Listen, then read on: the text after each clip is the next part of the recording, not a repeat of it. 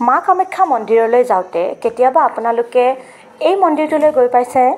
মানে মা কামাখ্যা মন্দিৰৰ অকণমান ওপৰতে মানে ধৰক 1 কিলোমিটাৰ যাবই নালাগে, আধা কিলোমিটাৰমান গৈ কিনে এই মন্দিৰটো পায়। নাম হৈছে ভুৱনেশ্বৰী মন্দিৰ।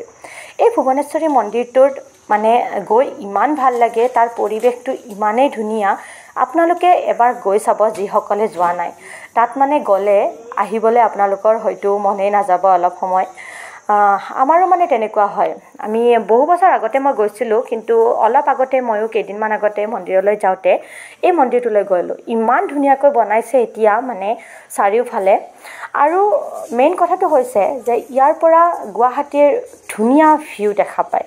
মানে আপোনালোকে ইয়াত জিৰণি ল'ব পাৰিব, বহিব পাৰিব। যিহেতু মেইন মন্দিৰত বহুতো ভিৰ থাকে, তাত বহিবলৈ তেনেকুৱা ঠাই নাথাকে। কেতিয়াবা ইয়ালৈ আহি আপোনালোকে বহিব পাৰে। আৰু সঁচাকৈ কৈছোঁ, ইমানে মন ভাল লাগি যাব ন। এই যে ব্ৰিজখন বনাইছে, এই উত্তৰ গুৱাহাটীৰ এই ব্ৰিজখন আপোনালোকে তাৰ ওপৰৰ পৰা দেখা পায়। আৰু ইয়াৰ মানে ওপৰৰ পৰা যিটো ভিউ দেখিবলৈ সঁচাকৈ মানে ভাল লগা আৰু বহুত মনোমোহা দৃশ্য। মই মোবাইলেৰে অকণমান সময় ভিডিঅ' বনাইছিলোঁ, মানে যিহেতু প্ৰাকৃতিক সৌন্দৰ্যটো বহুতেই ধুনীয়া। তো মোবাইলত মানে ইমান ধুনীয়াকৈ দেখা নাপায়, মই যেনেকৈ কৈছোঁ মানে। কিন্তু গৈ পোৱাৰ পাছতহে তাৰ মানে আচল যিটো মজা সেইটো ল'ব পাৰি। মোবাইলত মানে ইমান ধৰিব নোৱাৰি। গতিকে মই ভাবিছিলোঁ যে অকণমান ভিডিঅ' কৰি দেখাই দিওঁ।